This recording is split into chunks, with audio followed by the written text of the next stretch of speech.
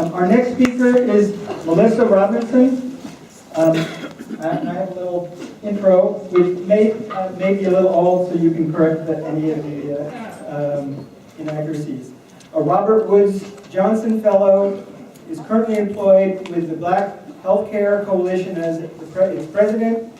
She's responsible for leading the organization to fulfill strategic goals, maintain sustainable community partnerships, and play a role in the community efforts that create health equity for all.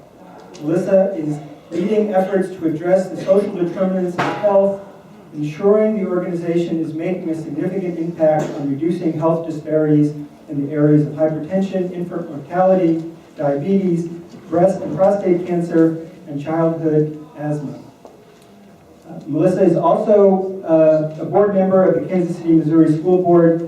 And with that, I'll stop and turn it over to Melissa. Thank you.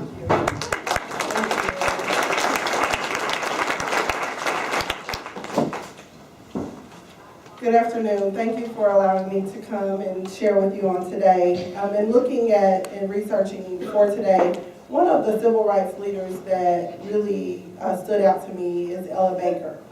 And one of her quotes was, "One of the things that has to be faced is the process of waiting to change the system. How much we have got to do, how much we have to find out who we are, where we have come from, and where we are going."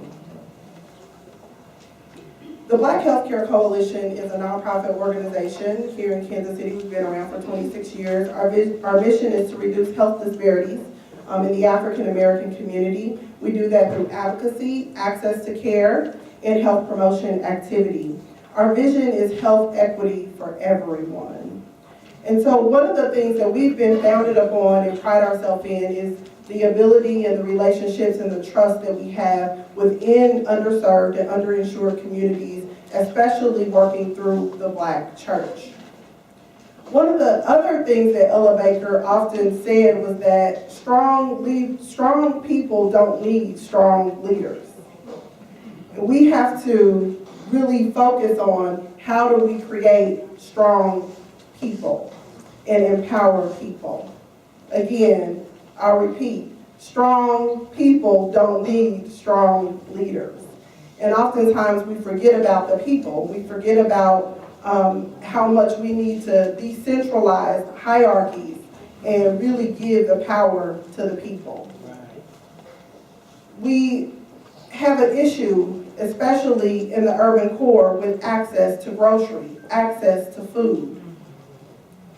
And in working in this space and working in this area and looking at the folks who do have access to fresh, affordable grocery and those who don't, I just posed the question. I wondered if the individuals who don't have access decided one day that they weren't going to purchase food and travel miles and miles to other places that refuse to bring fresh, affordable groceries.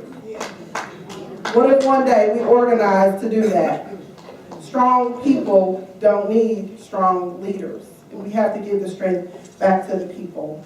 The power, it flows to the organized. We have to be organized. That's one of the things that we do lack in our community. And we, the Black Healthcare Coalition, we just held a faith summit with over 27 leaders just this Saturday and trying to get folks organized around what we need for our community. In October, we launched the Health Empowerment Zone.